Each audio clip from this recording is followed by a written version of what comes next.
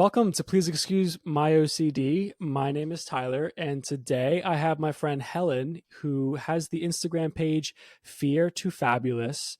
And we came across each other on Instagram and have chit-chatted a few times back and forth. And I'm so excited to have her on the podcast today because she has an absolute incredible story about her OCD and her ERP experience that I think people would really, really benefit from hearing. So really excited to have Helen here. Thank you so much, Helen. By the way, want to just put this out there that we are not mental health professionals. We are just two people who have lived experience with OCD, and we are here to chat about it. As always, if you are struggling with OCD or anything in that realm, please contact a mental health professional. Helen, how are you? I'm good, thank you. How are you? Doing great. Thanks so much for being here. I would love to know a little bit more about you and your story with OCD and ERP for the listeners who have yet to discover your page. Yeah, sure. So I'm Helen. I'm from England. I live in the north of England. And I actually was diagnosed with OCD quite late compared to some people. I was 21, 22 when the first sort of symptoms started, or at least started to be an issue in terms of debilitating me to a point that I sought help. Looking back now in hindsight, I do believe it's something that I have had and did have in childhood, but it was nowhere near as severe then, whereas in early adulthood, it became a real issue. So it actually initially started off, I went on holiday and I went to Spain and I was absolutely fine. We landed in Spain. I got into bed that night and I had the first panic attack I've ever had in my life and didn't know what on earth was going on. Felt like I was dying, just absolutely horrendous. And I was like, wow, just what's happening to me? I was terrified. Sure. And obviously I was in a foreign country, which really doesn't help. Mm-hmm. So then essentially I think because I panicked from the panic, I just kept having more and more panic attacks and they just went on for like 2 days straight. Essentially, the minute one would stop, the next one would start. So eventually, I was with my ex-partner then. He actually called out a doctor because he was like, I don't know what to do. Sure. This doctor came out, he was Spanish, so there was obviously a serious language barrier. But basically what he said was, there isn't really anything I can do for you. All I can suggest is that you go home. And I was like, I cannot get on a flight like this. Yeah. I was like, it was horrendous. So he gave me 2 diazepam and he said, take those at the airport and just get yourself home. So that's what I did. When I landed back in the UK, obviously made an appointment with my doctor straight away. They obviously confirmed that it was panic attacks. And they put me on beta blockers. Do you know what they are? Because medication's called different things in the US, isn't it? So I'm always a bit... So he put me on those. And it just progressed from there, really. From there on in, it was just panic attacks every day. Just constant. Until eventually the GP referred me for, like, talking therapy. Mm-hmm.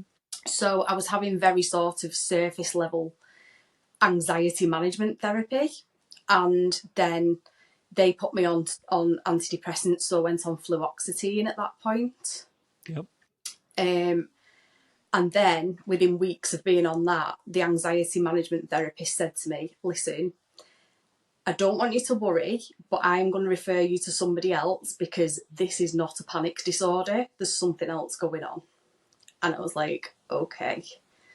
Wow. So she then referred me to a psychiatric nurse who then diagnosed me with OCD. Oh, wow. And I think I was about 22 at that point, and I'm 40 now. So wow. It's a long time ago, but yeah, so I was then diagnosed with OCD.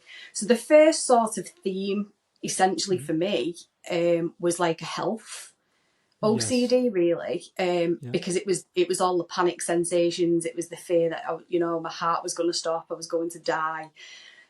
all of those sort of things. But then over the years, the themes have manifested. I've sort of overcome one thing and it's become something else, and it has Mm-hmm. bounced from theme to theme to theme. And it's never really stopped.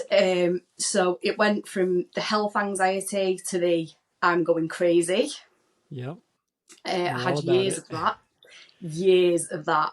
And it Oh, was like, I was terrified. I was like, the typical sort of hiding everything that I could hurt anybody with. So yep. wouldn't touch a knife, Mm-hmm. all that sort of stuff. Wouldn't learn to drive, still have never learned to drive because I'm terrified that if I was behind the wheel of a car, I could hurt somebody, Mm-hmm. that sort of stuff. And then we sort of overcome that. And then I got contamination OCD. It's And yeah. yeah, the contamination OCD was probably the worst Yep. because that got so severe. Even though I was on medication and I was having therapy and everything, it just got so severe that I stopped eating altogether.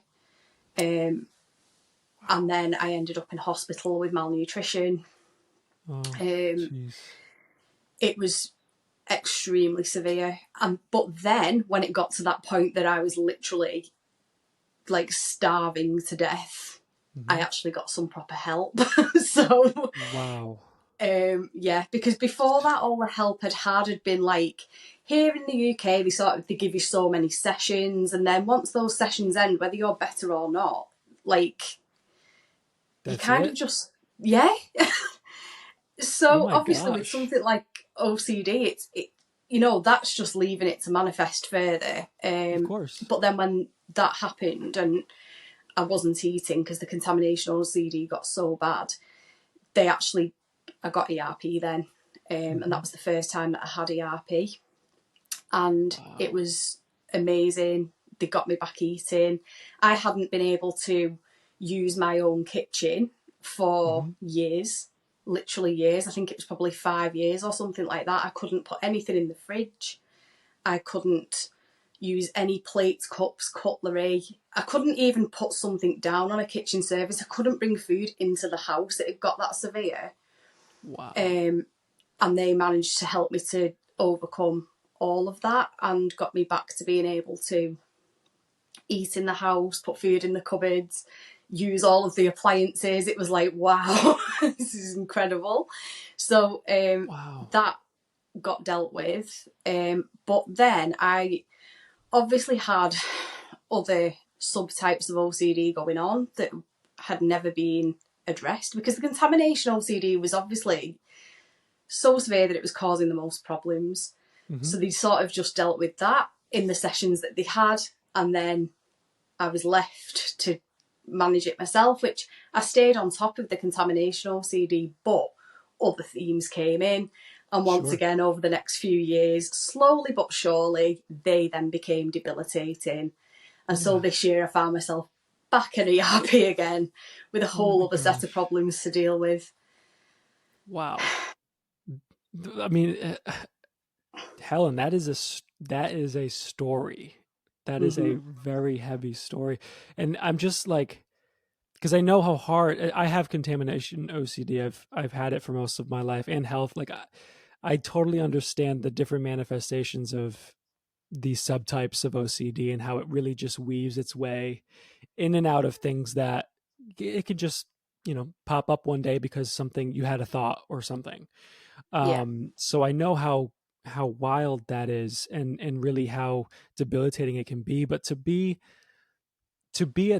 at that point where you're in the hospital for malnutrition, and to now be at a place where like you are essentially able to function from a mm-hmm. contamination point of view, like is like I'm wondering, I know we can get into this, but like I'm wondering like what was it that gave you the strength when you were at that lowest point to then be able to take that first step in ERP, because ERP is very like scary to a lot of people to think about, like, oh, I have to like face what I'm like most scared about.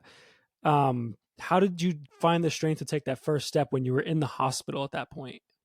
So my parents actually came to visit me, and Mm-hmm. I'd sort of, because I knew that obviously I'd lost an incredible amount of weight Mm-hmm. at that point, and I really was unwell. Um, my parents came to the hospital to see me, and Mm-hmm. I will never ever forget the look on my dad's face. Mm-hmm. Of course. And he said to me, I don't care what you think is going to happen to you if you eat food. It can't be worse than this. It can't be Yes. worse than this. Mm-hmm. And it just sort of like got through to me somehow. And he just said to me, like, from now on, whatever your brain's saying to you is going to happen to you, think about this. Mm-hmm. This is the alternative. If you eat the food, you might panic. You might think that something bad's going to happen. You might believe that it's going to harm you in some way, but you're harming yourself by not eating it. Yeah. And Wow. it was that really that got through to me, and also the fact that I knew that there was only one way that was going to end if I didn't turn it around. Yeah, You of can't course. not eat. Sure. And so I think it was sort of like my back was up against the wall, in the sense of I didn't have a choice at that point. I had Mm-hmm. to deal with it. And then obviously when I got an ERP therapist, she was just absolutely incredible. She was incredible. And we did it in such tiny baby steps of, Mm-hmm. let's try this, let's try that, the exposures were so graded, and they started so small that they were manageable enough to just take that risk.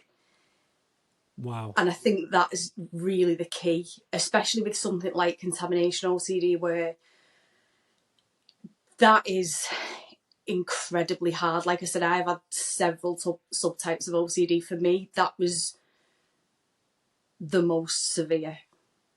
Of course. And I think just having somebody that can sort of attack the exposures in the right way and grade them in a way that makes it like, okay, we're going to take a risk, but we're not going to jump to you're going to eat something off the floor straight away. We're Right. going to take a managed risk. And also I think the way she set up the exposures was that each time she was sort of wagering it that we would have a positive outcome, which would give me the Mm-hmm. courage to go into the next one. Interesting. So, and this is very so from the outs, from my perspective, I did very minimal ERP on my own, and I do not recommend that. So it No. wasn't until that I was able to work with someone who knows OCD where I was able to tackle a lot of this. But when you talk about small, manageable goals, I think that because that's the same way that habits work too, right? When Mm-hmm. we, Yeah. our habits, it's not deciding to change your whole schedule and do a million things on Monday. It's Mm-hmm. small increments of step by step, processes. And so for you, when you talk about having contamination OCD, because it's so, it's such a, it, I mean, any OCD theme for people who have OCD is worse to them, but contamination Yes. OCD, because like you literally can't avoid germs or like it's physically impossible to just exist in the air, and even then there's germs, right? It will always um find something, won't it? That's the thing. You could right, live in the most. You can give up eating. You can give up going to the toilet, but you still got to right, breathe. So it's gonna right, get you somehow. exactly. And so for you being in that position, and your your therapy, your ERP specialist is telling you like, let's do one step here and try this here, do you remember like your first session of ERP? Do you remember how hard that was for you, or even like the first time that you did the exercise and got through it? Do you remember what that was like?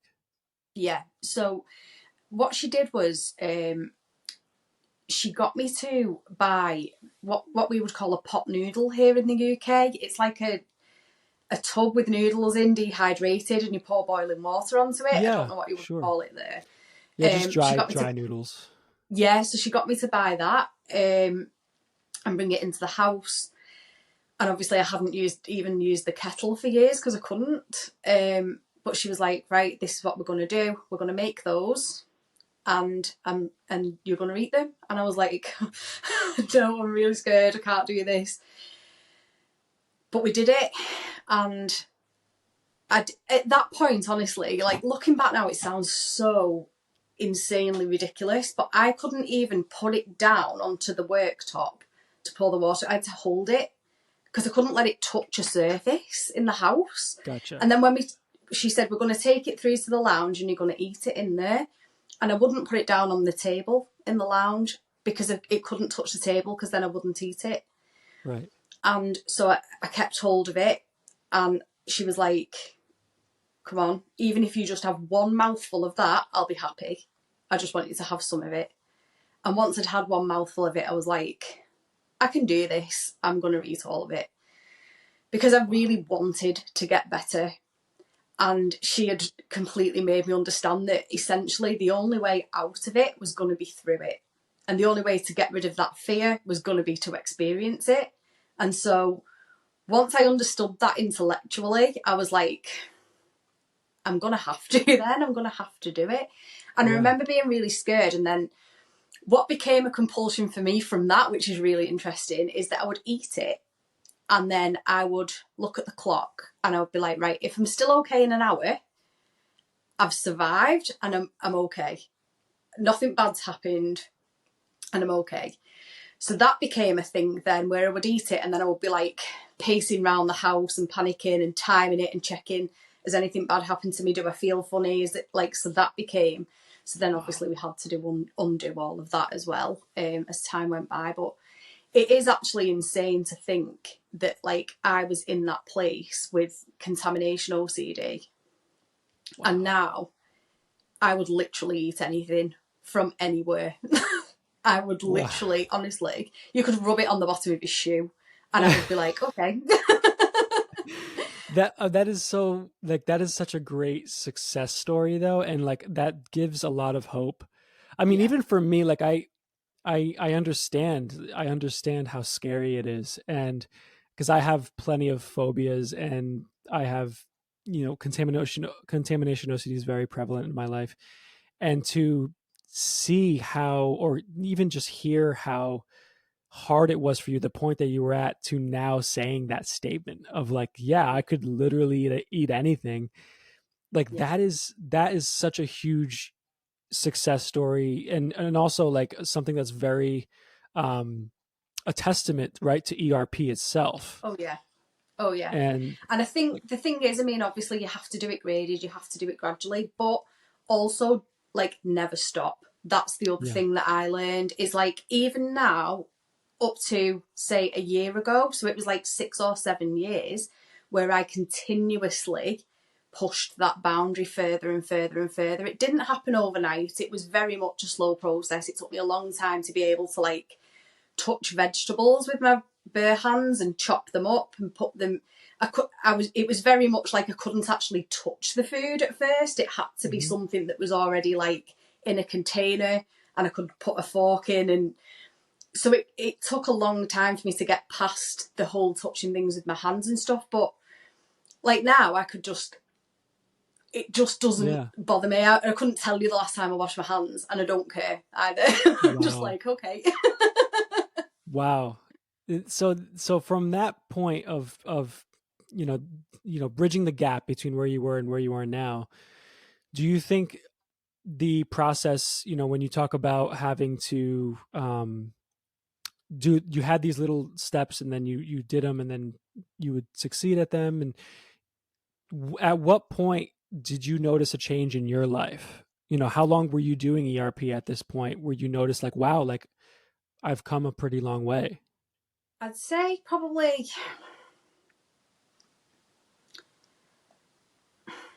the first couple of weeks were like really, really tough. And after that, it was like, do you know when you watch the strongman competitions? I always refer to ERP like this because I've just been through it again for something else. And they start pushing a boulder at first and it's like, and it takes them everything to push it. And then all of a sudden it gets some momentum and it just starts rolling and it's like it's no problem. that's how I find ERP. I feel like at the beginning, it's like incredibly difficult. But all of a sudden, that momentum starts, and it's just like, you just boss it then because you've got that Wow. little bit of evidence in your head that's like, I can do this, and I've Yeah. done this, and this, and I survived all of it. And it gives you that confidence then to be like, I can do this. And it did just seem to just spiral. And I think the more that I sort of did the exposures and disproved the thoughts, the more I started seeing the thoughts for what they were as well, Mm-hmm. which was lies. So Yes. then when the thoughts came in, I took less notice of them, and I was a lot more like, I'm not believing you. Mm-hmm. Don't talk to me like that. I'm not having this anymore. So I started sort of defying it. And I think that's, if somebody said to me, what's the shift in ERP, I would say you go from being on the defensive. I feel like when we're stuck in compulsions and we're like sort of really debilitated by OCD, we're on the defensive and we're trying to avoid and push everything away and protect. Yes. And when you go into ERP, you go onto the offensive, and it's Gotcha. OCD that is being attacked, and you are the attacker, and you're going at it, and it's retreating as you go. And that's the way I view it. I view it like a war where I love that. it switches, and it's like, I'm no longer on the defence now, I'm on the offence, and I'm Wow. coming at you, OCD. And when you do, it's very surprising how fast it loses its power. Yeah. Because now you're and people say like you can't fight OCD with logic, right? No. You have to teach your brain and really rewire your brain Yeah. by exposing yourself, and it's the uncertainty of being okay with the uncertainty, Yeah. which is like the way to be on the offense, right? With Yes. OCD. So, and I know that you mentioned your you just got through ERP again, correct? Yes. So that's incredible. Like I'm just in awe of you because I know how hard it is. I know how hard this Yeah. is to deal with, and how present it is for people who have OCD every day in most situations. Yeah. And for you coming back and going into ERP again and already having, like a fundamental basis of what it was like for you prior, Mhm. did you feel, starting ERP over again, did you feel that you had an advantage because you had done that prior, or did you still feel like almost helpless in a way? I felt very helpless, Did very you? helpless, because I felt like, I think this sort of episode of OCD that I've just had treatment for, I've probably been building for like 5 years. And Wow. I probably should have reached out for help 5 years ago and didn't, because it was like, Wow. well, I've had ERP, I know what to do. And I mean, I wasn't doing it, but Yeah. I was Of kind of course. like, yeah, I was kind of in my head thinking I should be able to manage this. And so then I was too scared to reach out for help. And I was like, what if they won't help me? What if I'm beyond Hmm. help? What if? So it was like typical OCD, planting Yeah. that doubt of. So it took me far too long to reach out for help. And unfortunately, in that time, the compulsions became ridiculously debilitating, very, very severe. Wow. Um, and when I eventually did reach out for help, yes, then I feel like the fact that I've been through ERP before was a massive advantage. A massive advantage, because it all came back. And I remembered that, like, okay, yeah, this is really hard at first. It's going to get easier. It's going to get better. Stick with it. It's going Wow. to be okay. Wow. And so you did now this last round of ERP. How long were you in that for? So it was about 6 months. Hmm. Wow. Um, I think it was 20 sessions or 19. It was supposed to be 20, but he let me go after 19. Because Wow. obviously I just Okay. I just bossed it. No, Yeah. I think it was just a case of what he said to me. He was like, I don't want this to become something that you rely on too much. You know what you're Gotcha. doing, you can do it, and obviously we have to be careful that this doesn't become a safety blanket. So that's why we ended when we ended. The other session, if we'd have took it, would have been just, Yeah. it wasn't necessary. Wow. But it was the thing that I find with OCD, and I remember saying this to the therapist that I've just had ERP with, is that even though we know this disorder, and I've had this disorder for 18 years, and I know, like, obviously listening to my story, it sounds like, oh wow, she was really bad and she got better. No, 18 years of Yeah. up and down, backwards and forwards. It's been a journey. And I remember saying to him, the thing is, like, every time it comes back with something different, even though I understand it and I understand it intellectually, Mm-hmm. actually knowing how to help myself when it comes back with a different theme is really hard. Because obviously you're trying to resolve issues with your thinking with your own thoughts, Right. which are biased, Yep. and they are always going to lean towards what OCD thinks. Right. Yeah. So that is where the struggle was for me. And that's why, even though I'm saying, like, I knew what I needed to do, I still wasn't doing it. The brain is built to survive, and the brain's survival mechanism is exactly what stops us from doing the uncomfortable, right? Exactly. So we're not really even wired to even recognize, oh, I should do, or like I should be, exposing myself, or I shouldn't be doing this compulsion. We're not even wired to like immediately react like that. No. Because our brain says to us, this is a threat. Right. And we trust it and we believe Yeah. it and we go, okay, well, I won't do that then. I'm really scared now, so let's Yep. back away. Because we just, and that is one of the hardest parts of VRP, definitely, is learning to go against that, Mhm. because it's your instincts and it's your gut, isn't it? It's that gut feeling of, like, no, something bad's going to happen, and having to be Yes. able to go, I don't care. Right. It's so hard, like, Right. so Because you don't hard feel to do that. You that. don't feel that you don't care. You No. genuinely are terrified of shit. Like you are Yeah. so scared, and you still have to do what you're scared of anyway, right? Yeah. Which is, it goes against our nature.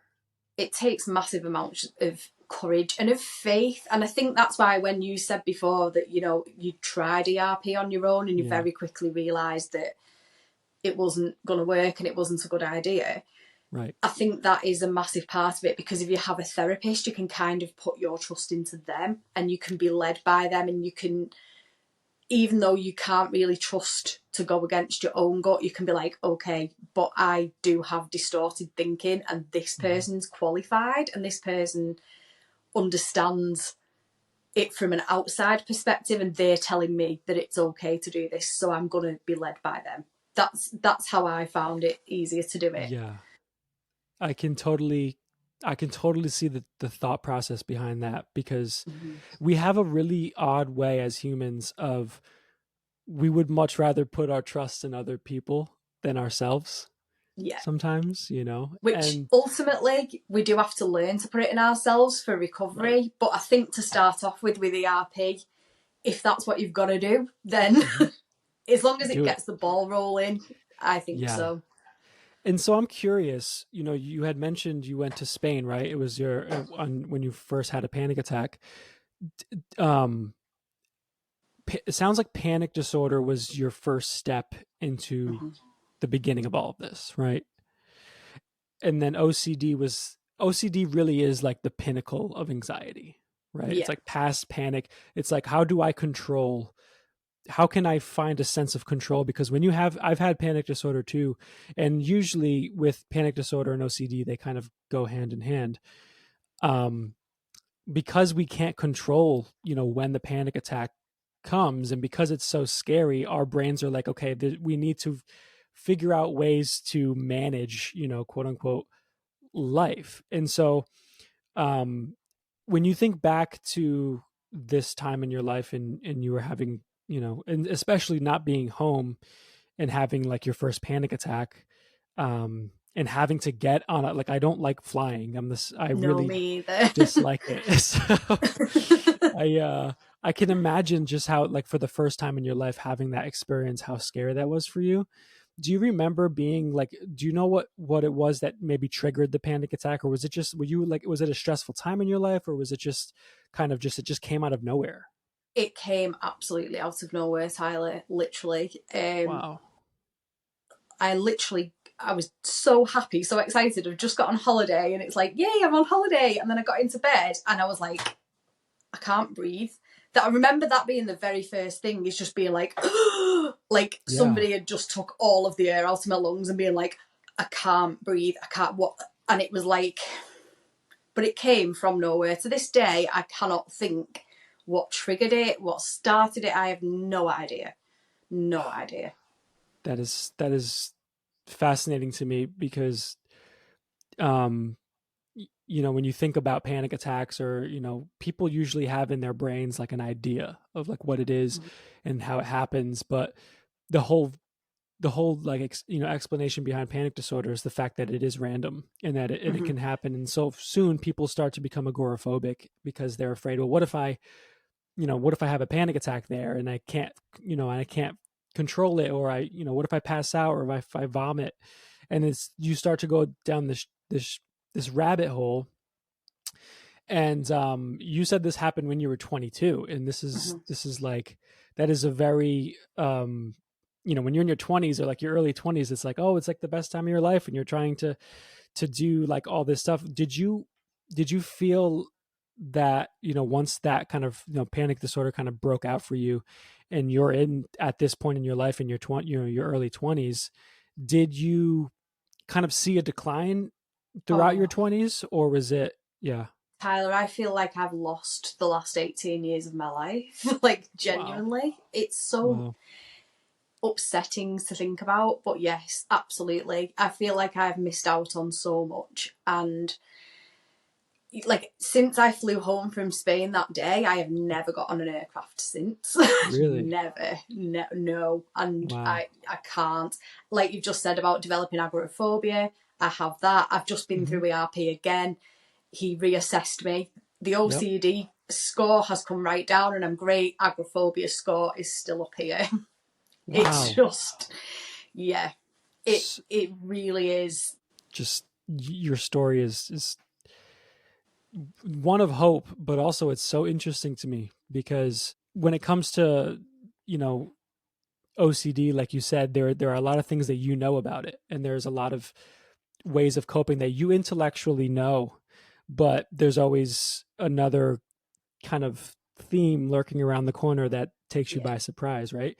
yeah, For agoraphobia, you know, is do you treat that? Because I know, do you know? I think we have a mutual friend, Sean, who yes. runs. Yeah, so I talked to him, and he's such an incredible guy, and what he's doing on Instagram, with his page ERP and me, like, is just incredible. And He's unbelievable. yeah, I love what he's doing, and how he's, really showcasing what it's like to go through this. Do you treat your agoraphobia the same way, with ERP like that, or is it like a different process for you? Yeah, so to be honest, if I'm going to hold my hands up and be completely honest, I Yeah, haven't done a lot to push the agoraphobia, sure. because when I went back to the ERP therapist this time, he said to me, we will treat the OCD. That is all we have time to treat. If you feel like you need to come back for help for that, you can come back in 3 to 6 months and start again on that. But what he said to me in the last session was, Helen, it's essentially the same thing. What you need to do, it's graded exposure. It's this, that, and there was like, I have every faith in you that you can do this. But if you can't, please come back. Do not leave it another 5 years. And I was like, yeah, okay. Yeah. um, so yeah, I mean, that is the biggest lesson that I will take away from all of this. And what I would say to anybody listening now, I am not somebody that goes around giving advice, but what I would say is just get the help. Just Yeah. get the help. Yeah. Like, seriously, as somebody that can sit here and say, I have lost out on so much over the last 18 years, get the help. Yeah. And if it doesn't work, go back, get the help again, get the help again, and get the help again. Because eventually you'll get there. That's incredible. And too, Yeah. like the whole, because when you were saying that you had a nurse that you said basically was like, hey, here's your diagnosis of OCD. Mm-hmm. How many people go so long with being misdiagnosed? Oh, yeah. Like bipolar, like you can get misdiagnosed with bipolar, and I have OCD and ADHD, and sometimes together they can mimic bipolar Yes. disorder. How many people go try to get help and then they are met with, like, I mean, even just the 3 month, or like the 20 sessions kind of rule, like that is wild to me, because it's mental health is not something that you can just like, oh, like we'll be good in 20 sessions. Like, I'm sure there's like a method to it, but like everybody's different, right? Of So, course. for people who have been met with so many, roadblocks, whether it's the healthcare system or, just being misdiagnosed, and they're just now starting to dive into their OCD. It sounds like your story is like a beacon of hope for them, Mm-hmm. because you just said it, you went 18 years really of trying to like get a handle on this, and you're just now starting to get your life back at, you just said 40, right? Mm-hmm. 40 years old. Yeah. Yeah. Wow. And so But I've done when it. And this time I've really done it. Like, yeah, it won't get me again. It that is really won't. incredible. I am very, very sort of determined, and I just feel like finally I get it. I get it. And I won't stop doing exposures now. And every time anything crops up now that starts to become an issue, I will treat it how I've been taught to treat it through ERP now. So I'm hoping that that will be the difference that won't lead me down that road again. Um, Absolutely. it means that I'm going to have to live a life of courage and of never ever sort of taking my eye off the ball, because it's Hmm. very sneaky how it comes in. But I feel like I have turned a corner now. I feel pretty confident in that. But going back to the agoraphobia, what you were saying about that and about people being misdiagnosed and things like that, I have clearly had that since I started with panic disorder 18 years ago. I was diagnosed with agoraphobia this year. Wow. All those Yes. years later, and now just, I mean, and through, like you said, you have not been on a plane since No. 18 years ago. I won't get on a train on my own. I won't get on a bus on my own. I Wow. don't like being in cars. I went to a funeral today, and you know how once the service starts, they shut the doors Yep. Tough. straight away. Yeah. Panic. I Yep. can't get out. I can't get out. Oh my God, I can't get out. I'm going to make a scene because I'm stuck in here. And what if I need to get out and there's a row of people here and I'd have to climb over them all, and then I'm going to make a scene. And oh yeah, Oh, I that's know how that I've been feeling. for 18 years. Nobody has ever gone, that's agoraphobia. And now that you're aware of, you're aware of it, and you know what it is, and you still showed up, and like you went, like you said, you went to the funeral today. I know how hard it is when you kind of have to like force yourself to like leave the house and do things. And a lot of it, I'm aside from agoraphobia, like I'm personally am just like a homebody. I just love to be on the couch in my sweats. Like that's my hobby. Yeah. Um, do you find that I with COVID, when COVID happened, did you find that made anything worse when it came to your Yeah. agoraphobia? Yeah. Yeah. Because going to places like supermarkets has always been a massive issue for me.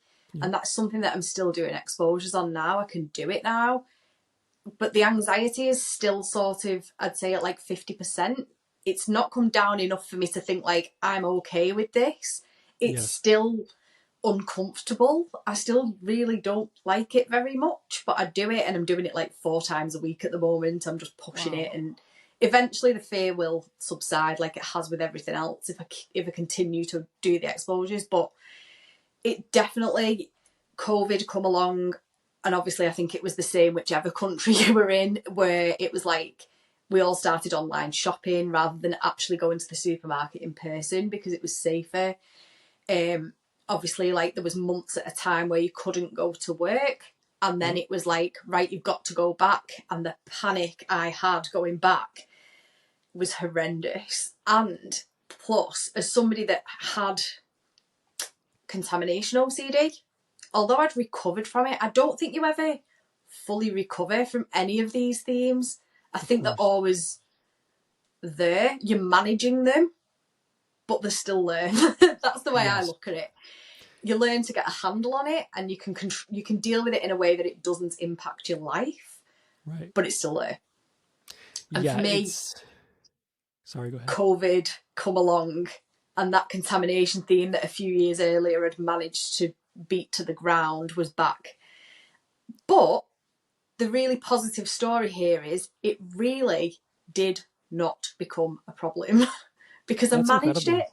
Yeah, I really did manage it. And actually, my parents were like, wow, because I was always the germaphobe kind of like, really, obviously I'd had very severe OCD. I'd been hospitalised. And then when COVID hit and it was like older people were more vulnerable to it and things like that, I was like saying to my parents, do not go to the supermarket, do not go in a shop, I will go for you. Wow. This is somebody that's recovered from contamination OCD. Yeah. And they were like, wow. And I honestly did that. And for my husband's parents as well. And I would just take the same precautions as everybody else, put a mask on. Didn't turn into like extreme hand washing. It was unbelievable. So recovery, like I said, I'm not sure that you ever fully sort of get rid of that thing, but you can certainly learn to manage it in a way that it doesn't affect you. That's incredible. And you know, you had mentioned, you know, your parents, when your dad, you know, looked at you in the hospital and was like, what's the alternative, basically? And you know, you just mentioned your husband too. When people are, you know, people who are listening to this and like learning about your story for the first time, a lot of people with OCD feel, I know that I do, and I feel like we can't have, or like we won't be able to have like meaningful, real, good relationships. And I'm wondering from your perspective, like, to have a partner in your life and having gone through, you know, all of these things and have it be as hard as it is, if you're willing to talk about this. Yeah, of course. Like what, like from your perspective, what would you say to those people who feel like they'll never have like a relationship because of the way they think, or because of like how they, you know, struggle with everyday life? What would you say to those people? That they will. I met my husband 16 years ago, so I already had OCD when I met him. I had panic attacks all the time. I was extremely unwell with my mental health, and have been ever since, really. In all honesty, I've had good spells and bad spells, but for the most part, it's been a big issue. And there are people out there that will love you in spite of. Absolutely. I love that.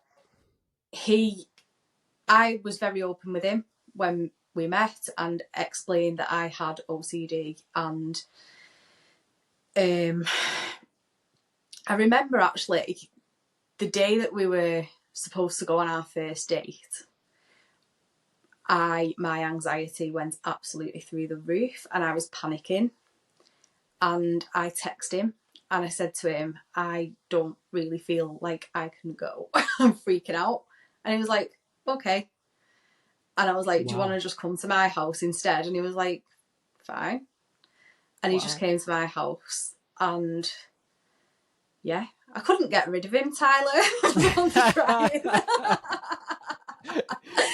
That's so funny. That's incredible. I couldn't even put him off. He's like, sure, like, you know, whatever, that's fine. Yeah, and then because he was so cool and so like accepting of it, I felt completely fine with him then. So then we did go off on the date and we did like you know, but I mean, it's been a struggle. And obviously, I think the thing that you have to always keep in mind as the person that has these disorders is that even I struggle to understand it sometimes, and I'm the one that's Yeah, got it. So, sure. sometimes somebody that you're with may not necessarily fully understand. And also, it's very difficult to watch somebody that you love suffer. Of course. And for them, it can be torture to watch us suffer. Yeah, And they can also become kind of involved in our avoidance slash compulsions slash everything else, of course. which makes things even worse.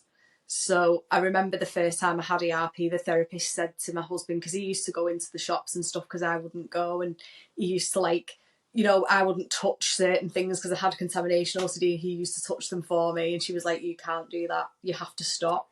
And it was really hard for him because he didn't want to make me suffer when Of he could course. just do it and it didn't bother him. Right. But he realised that for the greater good to get me better, he had to stop enabling, and he did. Yeah. But I think, look at yourself as a person. That's what I would say to somebody that thinks that. I would say, look at yourself as a person. If you met somebody and they had a disability of some sort, would you judge them for that? Could you not love them for that? I'm Right. pretty sure you could. And so why is anybody else any different? I love that. That's the way I view it anyway. That's so true. And yeah, I, There's I really mean, no Sean is difference. another great example of that as well. He's, Hmm. got a partner, hasn't he? And he's got a Yeah. family, and it's absolutely doable. And I think it's just finding the right person, and Yep. also very much that opposites attract, I think. Yeah. If you have And two very whereas, anxious people, it might not be. like, my husband is so laid back, you could push him over. Oh my And gosh. I am very, very, very, very anxious, Yeah. but it works. It just Yeah. totally works because he doesn't panic enough sometimes about stuff, Hmm. and he doesn't worry enough. And I'm like, no, come on, you've got it. But at the same time, when I'm getting myself really worked up and into a mess about things, and I'm like, what if, what if, what if, he's like, calm down. Just Yeah. calm down, it's fine. So I That think that's another balance. thing. Yeah, yin yang sort of thing, Yeah. isn't it? Yeah. That's so true. I think that a lot of people could gain something from that insight because it is, you're right. I mean, when somebody says, "Hey, I have diabetes," or "I have, ADHD," or whatever it is that is a very prevalent thing in their life, because OCD is so misunderstood and is still at the forefront of, getting to be understood by us. Um, People fear what they don't understand, and like you said, sometimes we don't even understand it ourselves, and we have it. We deal with it every day, Yeah. right? So, um to have somebody that accepts you for, hey, this is how they are, and also understands and can do the work with you, like you said, like instead of having your husband be the one to touch certain things, you're the one that has to do it. And that's very hard to see your loved one like have a panic attack, or to be Yeah. like, hey, I'm not going to like disengage, I'm going to let you kind of do it yourself. Like, that's very Yeah. hard to do. So the fact that he's understanding, and also, kind of, he is helping you on your ERP journey as well, or has helped you on your ERP journey, like that's huge. Like, that Yeah. is a great thing. And I think maintaining a sense of humour about it as well. Like, it's a horrendous condition. Nobody with OCD needs telling that. We all know that. It is Yeah. severely debilitating. Hmm. However, one thing I have always done is be able to laugh at myself and to maintain that sense of humour. Like, when I had contamination OCD, and I'm sure that you will relate to this if you have contamination Yeah. OCD, my hands were like, couldn't touch anything ever. Hmm. Like, I didn't. So I used to walk around like this, Yep. and my husband used to be like, who are you boxing next? Because Yeah. it just looked like I was going into the ring. That's Like actually this. funny. And we just kind of always maintained that sort of, and he'd mimic me. He'd walk past me and go, and it was like, if somebody else would do that, I'd want to punch them, but it was funny when he did it, and it would kind of like make me think like, yeah, this is really ridiculous, but I couldn't help it. But I think maintaining that sense of humour and being able to sort of laugh at myself almost, even though it's not funny. It's really, really not funny. I think that also it's important. Helps. Yeah. Yeah, I 1000% agree with that, because that's also like it is a form of coping too, right? Is being able to laugh at yourself. And my way, I would always tell myself, because my OCD was really bad, I would always try to look at the positives. And I don't believe anything is ever just negative or just positive. I do believe in the law of duality. And for me, I would always be like, oh, but I'm so thoughtful and I'm so, like prompt, and I'm more, organized and this and that. And I would go through a list of like all the good things about myself because of the way I am. But then I would look at the list of like how it like is hard for me to live my life sometimes. And I'd be like, is it really worth is it really worth being super thoughtful and all this stuff, but also like afraid to go out to eat? Like, is it really worth the trade-off, So I think if people can kind of look at their situation and try to see that there's hope, because I mean, your story is incredible. And two, the fact that there is a range of choices that we can make on how we respond to it, through ERP, through trying to be comedic in some way for our own benefit. And that also kind of helps us kind of relate to each other too. Sometimes I watch Sean's lives, after he posts them, and I'm just like, this guy is hilarious, one. And two, I think about him sometimes when I'm going through my own shit, and I have to be able to, like, if I have to do something that I'm really uncomfortable doing, I'm like, look at what Sean does every day. Look how uncomfortable he is, and look at how he laughs about it and goes up there and does what he has to do, even though he's having a hard time. Like, if he can do that, you can do the same thing. Yeah, he is the perfect example of that, because he is somebody that is knee deep in an exposure. His anxiety is at like 80%, and he still maintains a sense of humour. And I think that is exactly what I'm trying to explain. Like, all the way through ERP, me and my therapist laughed. We found the funny, because you have to. It's like, if you didn't laugh, you'd cry. It's one of those, isn't it? Like, and very often I did cry too. Of course. It is that situation where it's like, where there was a laugh to be had, we had it. Because, and it wasn't laughing at me, it was just laughing at the situation, the kind of, I know, because sometimes you look at it and you're like, really? Like, this is what's stopping me right now? Really? Yeah, because really, when if you was to explain it to somebody else, they'd be like, and like, so, but you're like, no, but you don't understand the terror that I'm feeling right now. You don't understand the horror that I'm going through. To somebody else, it does just sound like, you're like, wow. You're like, but no, the fork touched that table, and they're like, and you're like, no, this is the end of the world. You don't understand. Yes, I do the same. I'm gonna die. All my family are gonna die. yeah, I get it. And the people in sometimes our lives, when they don't understand, they're just like, you'll be fine. Like, relax. And it's like, yes, but one, you're not supposed to say I'll be fine, because that kind of keeps me in the cycle. But also, too, I kind of want to know that I'll be okay. It's terrible, I know, but I mean, your story is incredible. And I mean, the fact that you're so open about it, I know that you're on Instagram, and you're doing the cold plunges too, which I really want to do those too. Does that help you?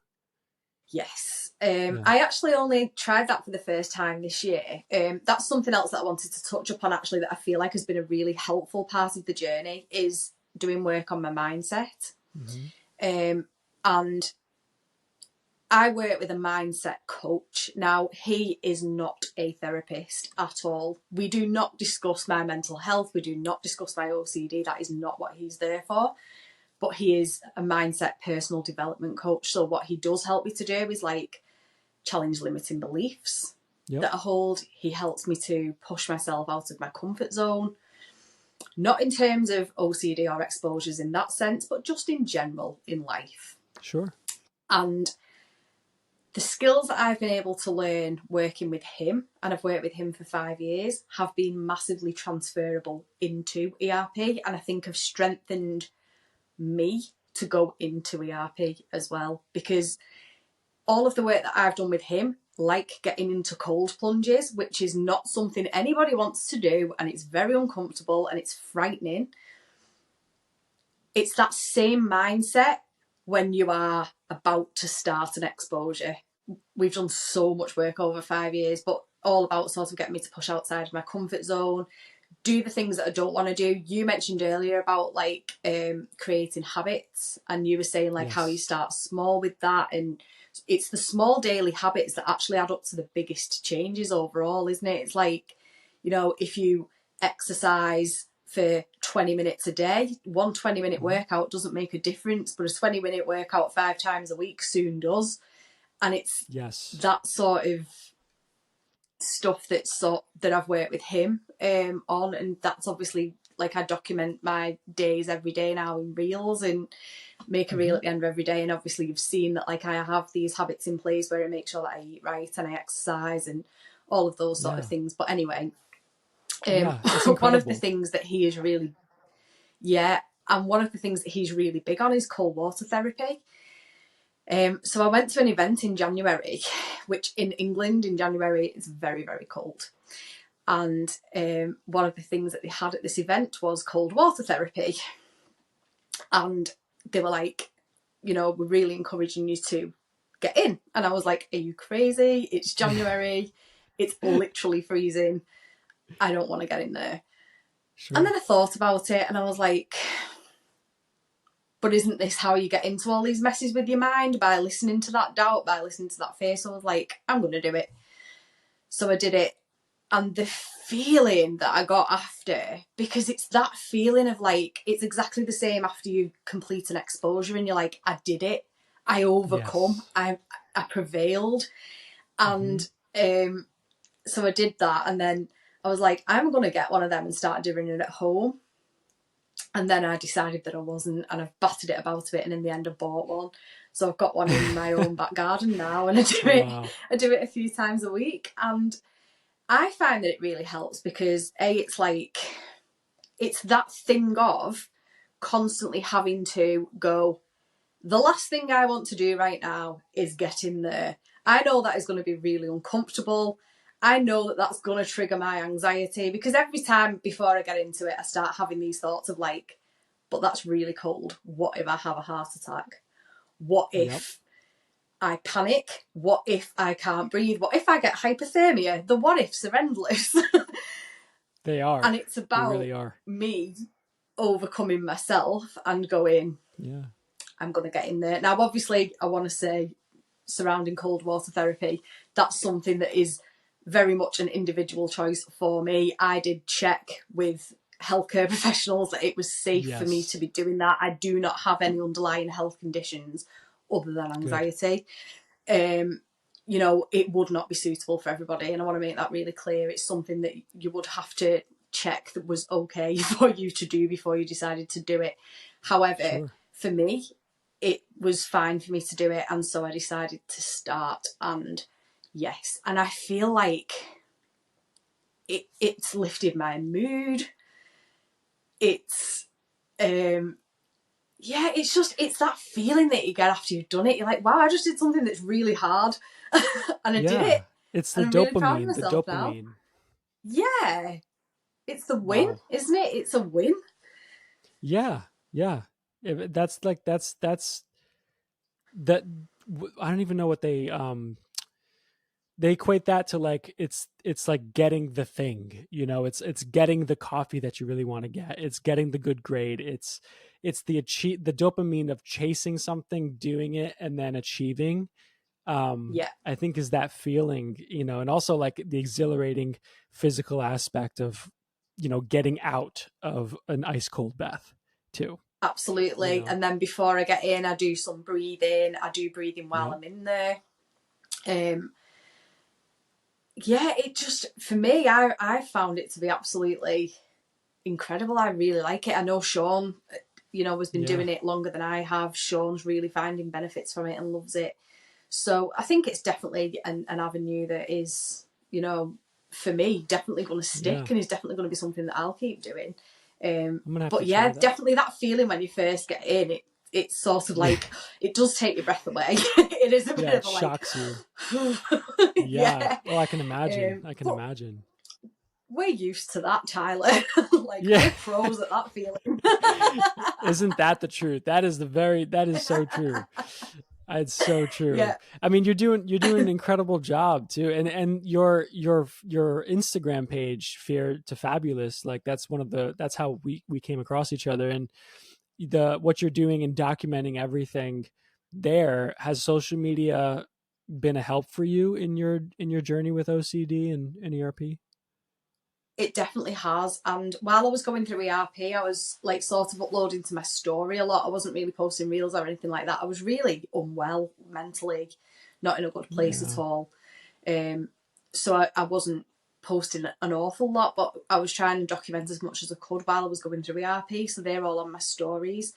Hmm. And the difference in the person I am now to where I was, even just like in February, it's Wow. unbelievable. Like all of those I believe reels, that. honestly, watch them, Tyler. It's frightening. I was so sad. I was so scared, helpless, felt defeated. And now I feel like I feel like me again. I feel like 20-year-old me again, like That's so happy. great. And That's so great. yeah, That's one of the biggest things that that's one of the big reasons I'm happy for having you on here is I remember there was one post that you put up. I think it might have been last week or the week before, where you were talking about being out with your friends. You had gone out for a night out, and like how that was so hard for you. Like, I mean, it's hard, but like it was way harder for you, previously before you had, done all this work. And like just that feeling, there's so many people who can relate to that, where how hard it is to just get out of the house and to do something that is so easy for just the average person, right? yeah, um listening to your stories and kind of, seeing your growth. And I'm not on Instagram too much scrolling. I do it mainly for my music and to post on stories. So when I do get a minute and I'm just hanging out on the couch, I'll scroll through and see what everybody's up to. And you're very open and honest, on your page, and I think there's a lot that people could learn from you, and also connect with you too, yeah, on your Fear to Fabulous page. So I'm very, very, thankful for people like you who are out there who are showing like, hey, this is what it's like to struggle with OCD, and this is what I'm going through, and to really just wear your heart on your sleeve. Like I think that's what a lot of people need, especially in the OCD community. definitely. It's so necessary because I actually, until I started this Instagram page, I didn't actually know anybody else with OCD. So I've gone through 18 years of not being able to Oh. connect with or relate to anybody. And especially when I was diagnosed, you're going back to like the early 2000s, Mm-hmm. mental health wasn't talked about like it's talked about now. And there was a lot of stigma surrounding 1000%. it. And, you know, I remember once going into work when I was very first started with OCD and I was extremely unwell. And one of the older women in the office saying to me, and I'll never forget this, what have you got to be stressed about? You're a young girl. What have you got to be stressed about? It's And terrible. I will never, ever forget that, Of course, ever. Because I because the thought, outside doesn't equal the inside. absolutely not. Absolutely not. And I mean, don't get me wrong, I still come up against that. We all do. We still come up against Sure. misunderstanding, but I think it's a Sure. lot less now than what it used to be. And I think, you know, the best thing we can do, like you said, like I do through my page, is I document it, I talk about it openly, and I'm educating and I'm Yes. advocating for this disorder, which I think is super important. But I'm really pleased that it's changing and it's coming on. And like I said, I didn't know anybody else with OCD. And this last sort of 6 months or so since I've started the page, and I've met people like yourself and like Sean and so many other members of the OCD community that are on there with accounts that are posting about it. I think that has really aided my recovery as well, because like you said before, you know, you watch Sean doing his exposures and you can see and you can feel it because you know how that feels. You can feel what he's going through, and it's inspiring. And it also makes you realise that, like, it's not just me that feels like this. It's not just me that gets terrified by things. And if he can push through it, I need to try and push through it too. And it really helped me when I was going through ERP to watch him and to see him keep going out. And day after day, he's so consistent, isn't he, with his exposures? I know. And day after day, watching him and thinking, like, it kind of made me feel more accountable to the fact that I needed to be more consistent too if I wanted to get better. So I think I have a lot to thank him for, really. He's pretty incredible.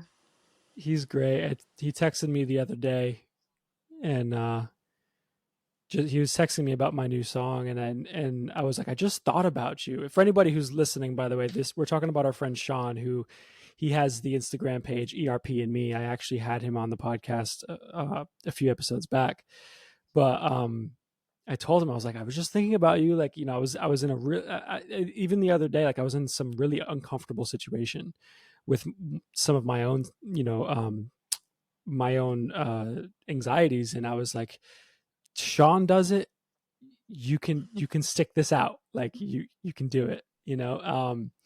And so like that's the part about social media that I love, is being able to meet people like you and Sean, people who are honest about what it is to have OCD. 10-year-old me is just healing every time he has these conversations with other people who have it, because I felt like you did, like super alone, super like I'm a freak, like nobody knows. If I told anybody what was going on in my head, they would probably throw me inside a mental facility, a mental hospital. And it's a very isolating feeling growing up, you know, and even in your 20s, like it's no different, because you feel like, why am I like, why can't I just be like normal, right, just like everybody else? And it's everybody struggles with something. This is the struggle that we have, and it's up to us to talk about it and share about it so that other people don't feel as alone and can learn really through what we've experienced.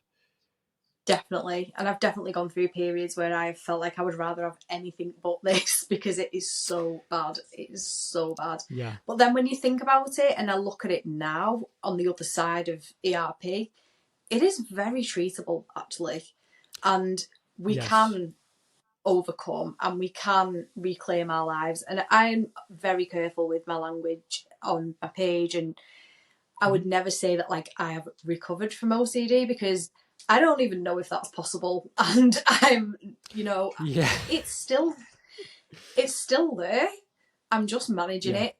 But I'm good with that. And I think that's another thing, is like accepting that, okay, well, maybe it is always going to be there, but as long as I can manage it like this, then I can live a pretty happy life. Maybe it will always be there, but as long as I can manage the symptoms of it, which is essentially what it is. It's like having a cold and taking cold remedies, isn't it? It's like, as long as I can manage the symptoms of it and not suffer, that's so true, then it's okay. And I can live with it, and I can live a full and happy life with it. And I think that giving up that fight for me was like, I think I've spent so long wanting to rid myself of it, and finally just accepting that, well, maybe I can't rid myself of it, and maybe that's okay. Maybe it's okay to learn to manage it. Right. But you do come across people that say they have fully recovered from it, that have got rid of it. I mean, if that's the case, then great. More power to them. But I'm not going to convince myself that like it definitely is possible or it definitely is not. I'm just going to be open. Where I am now, or better, is great.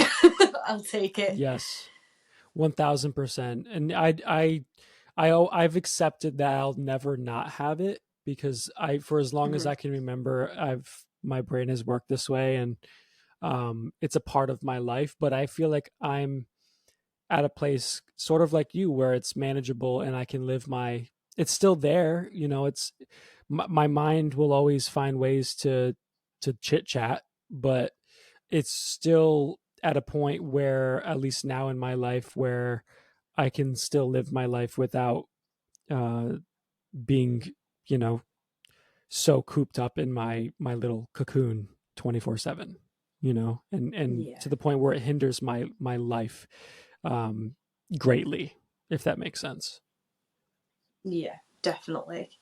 You It's know. it's just one of those things, isn't it? That I think that's the good part about meeting other people with it, is seeing that, you know, that there are varying degrees of it, and I think it can go through episodes. That's what I would say from my experience over 18 years, is that Yeah. I always remember, even in the worst times, it does get better. Yes. It Yes. it sometimes it feels like I'm stuck here forever and I'm never going to get better. And like, especially when I got so bad that I couldn't eat and things like that, like that was Mm-hmm. really dark and really scary. But it did get better, and I did Yeah. overcome it. And so I think that's one thing to always remember, is that it will. Even when it I love feels like that. it won't, it will. I love that.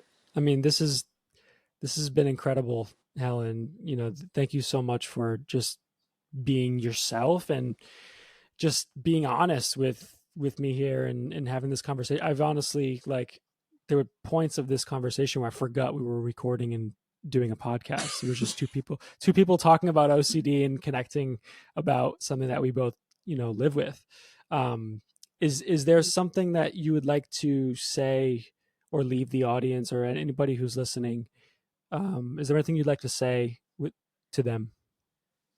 Yeah, I would say a mindset that I sort of live by now, um, in recovery, is choose your hard. And what I mean by that is, when you were asking me before about like, how did you get your head into that place where it was like, right, I'm going to do ERP? The life, and I'm going to put it in inverted commas, I had 6 months ago was, I couldn't go out the door.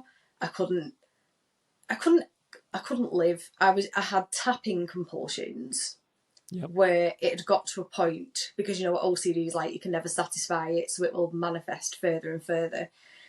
And Mm-hmm. to get out of the house, I had to tap with my hands and feet, literally everything in the house, to even be Yep. able to leave. And that was every time I had to leave. So I could not leave the house without doing it. And that would take 40 minutes to get out of the house every Wow. time I had to leave the house. So that just makes you not want to leave the house, because it's like, it's too much Sure. hassle, it's too distressing. And obviously with Mm-hmm. any physical compulsions like that, you do them and then OCD goes, that wasn't right, do it again. Right. So I'd stand there tapping on a tile in the kitchen 100 times and it still wasn't Yeah. happy. And it was like, And so what I would say is, when I say choose your hard, that's what I mean. That Yeah. is hard. Living like that with those compulsions is harder than going through ERP and getting better. 1000%. Personal lived experience, 1000%. I swear. That Choose day-to-day your hard. existence of living in compulsions was so hard. The ERP was so much easier than that. Wow. So much I easier think than that.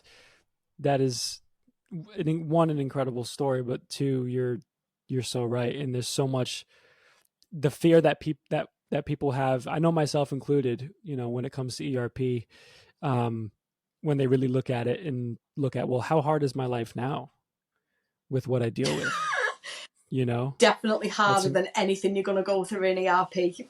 yeah. I mean, Definitely. that is so true. And I mean, this has been great, Helen. Thank you so much for sharing your time. And I know you're like 5 hours ahead of me right now, so you're probably getting ready for bed. But I really thank you so much for Oh, making the no, it's time fine. and coming on here and chatting. I'm really grateful to you for having me, and also, like, thank you for doing what you do and having this platform and the podcast, and you know, obviously opening up conversation around this subject, because we really need that. We really do. And I'm Absolutely. so grateful to you Absolutely. for putting yourself out there, for giving up your own time, and know that running a podcast, organising guests. It's a lot of work. And the fact that you're committing yourself to that and you're doing that, you deserve recognition. And also your new song, Tyler, it's unbelievable. We can't go without talking about that, because that song... Thank you so much. Thank you. That song, literally anybody with anxiety, OCD, panic disorder, I'm probably sure people with depression as well, will listen to that song and it will speak to them on a deep level. It's fantastic. Thank you so much. I really appreciate that. It's the closest that I could find in writing about what we struggle with, right, with our thinking. So it's I hope that people like yourself, people who listen to it, who have the obsessive thinking and ADHD, like all of it, OCD, I hope that they feel understood, because like that was my way of trying to understand myself a bit. So I really appreciate you very much for saying that. So this has been great. We're going to have you back on here again at some point to talk more later on about other things. There's so much we could talk about. But once again, Helen, FearToFabulous, go follow the page and see the incredible work that she is doing. So Helen, thank you so much. Oh, thank you, Tyler.